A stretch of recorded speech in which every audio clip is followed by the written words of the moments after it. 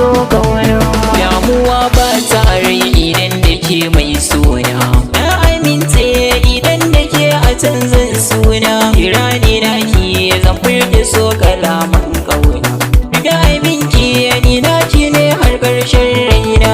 Damuwa ta, damuwa ta, damuwa ta, abar so kauna. Ina ta zance a san gida ke na nunawa, na yi wasashe kamar ki kwai wuyar samu.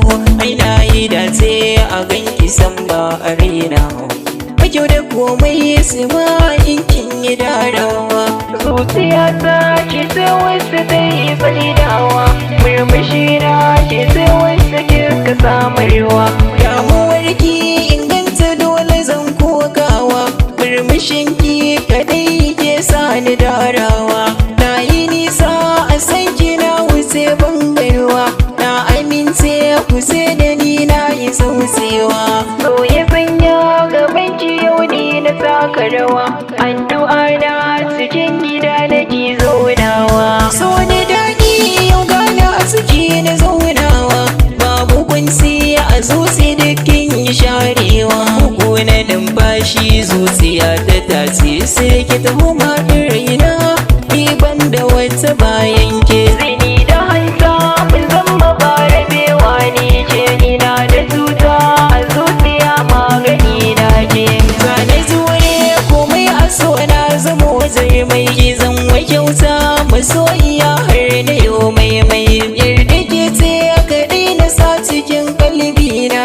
Gaskata ni masoyiya ke kalli idona, So na gaske masoyiya bai boyewa, ban masauki a zuciyar ki nan zauna.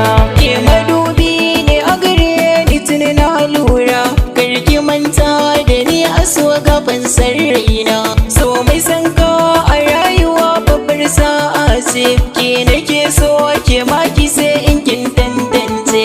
Innuwarki mata dubu na ga ta zarce, da wani fuskar ki bai misaltuwa a takaice. Tanadi na waje nake a bar so guna, zan yi murna in kin zamo uwan ƴaƴana. Alkawar za mu rike a so bar batun rabuwa, ke nake so ki so ni so ba batun zamba.